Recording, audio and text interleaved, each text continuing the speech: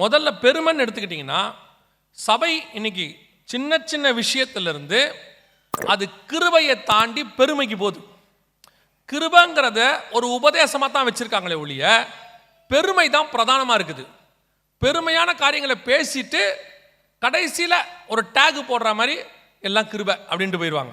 ஆனால் சொல்லும் போது பார்த்தீங்கன்னா அப்படியே பயங்கரமாக பெருமையானவைகள். இன்னைக்கு ஒரு சபை ஸ்தாபிக்கிறதுல ஆரம்பித்து ஒரு விசுவாசி வளர்றது வரைக்கும் ஏதோ ஒரு விதத்தில் பெருமை எட்டி பார்த்துக்கிட்டே இருக்குது. உள்ளுக்குள்ளேருந்து பெருமை எடுக்கு. சிலர்லாம் சொல்லும் போது ஒரு பெரிய சபையில் நான் மெம்பராக இருக்குன்றதே ஒரு பெருமை. உங்களுக்கு ஒரு சத்தியம் பேசுகிற சபைக்குள்ளே இருக்கணுமா இல்லை ஒரு எஸ்டாப்ளிஷ்டு சர்ச்சில் இருக்கணுமான்னு கேட்டால் என்ன கேட்டால் நான் சொல்லுவேன், நல்ல சத்தியம் உள்ள சபையில் தான் இருக்கணும். சபை எவ்வளோ பெருசாக இருக்குன்றது முக்கியம் இல்லை, கர்த்தருக்குள்ளே இருக்கான்றது தான் முக்கியம். உங்களுக்கு முதல்ல மிஸ்டேக்கே அங்கே ஆரம்பிக்குது. இப்போது நல்ல சத்தியம் உள்ள சபைக்குள்ளே இருக்கிறோம், ஆனால் நல்ல பெரிய சர்ச்சில் மெம்பராக இருக்கிறோன்றது ஒரு சிலருக்கு அப்படி ஒரு பெருமை.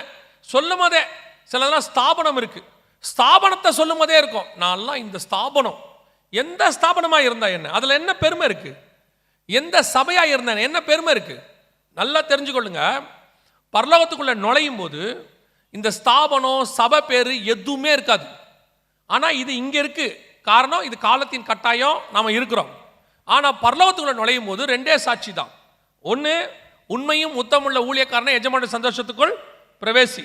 2, அக்கிரம செய்கைக்காரரை என்னை விட்டு அகன்று போ. ரெண்டே சாட்சி.